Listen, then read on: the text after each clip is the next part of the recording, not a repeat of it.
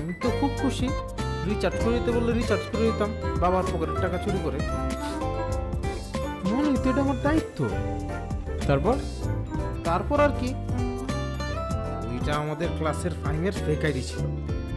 শালা আমার বার্থডের দিন আমার ছেঁকা দিয়ে দিছে। তার মানে মামা তুই আমাদের ফাইমের কাছে চাইছিস? শেষ মামা শেষ, মান ইজ্জত সব শেষ।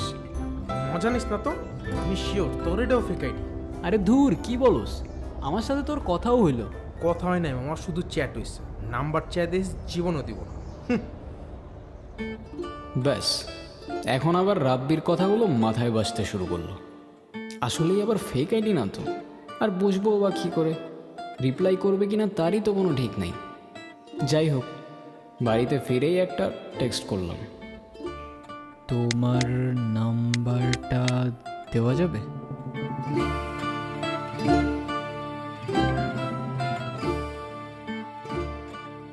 টেক্সট তো করে দিলাম, কিন্তু কোনো রিপ্লাই আর আসে না।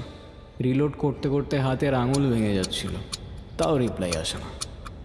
তবে রিপ্লাই আসলো ঠিক 22 মিনিট পর।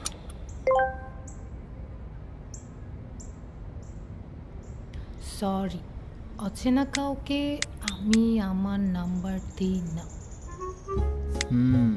বুঝতে পারছি, এটা তোমার ফেক আইডি। ফেক আইডি মানে? রিপ্লাই দিব না এখন। ওই হ্যালো, রিপ্লাই করো না কেন? এখন কেমন লাগে? দেখো, আমার কিন্তু মেজাজ খারাপ করো না, ভালো হবে না বলে দিলাম। এই, তোমার নাম্বার তো, আমি কল দিচ্ছি। সরি, অচেনা কাউকে আমি আমার নাম্বার দিই না। দেখো, আর মেজাজ খারাপ করো না আমার।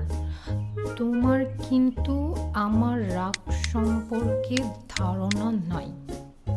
ওরে বাবা, ভয় পাইছি অনেক। আচ্ছা, এই নাও।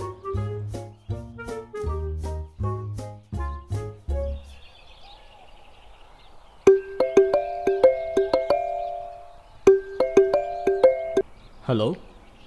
ওই ফেক আইডি এটা না? হ্যাঁ, আমার তো তাই মনে হচ্ছিল। ও আচ্ছা, আর এখন কি মনে হচ্ছে? এখন তো মনে হচ্ছে হয়তো রিয়েল আইডি।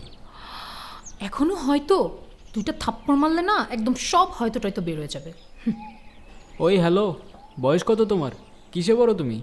আমি ক্লাস 8-এ, আর মেয়েদের বয়স জিজ্ঞেস করতে হয় না। তুমি যদি ক্লাস 8-এ পড়ো, আমি তোমার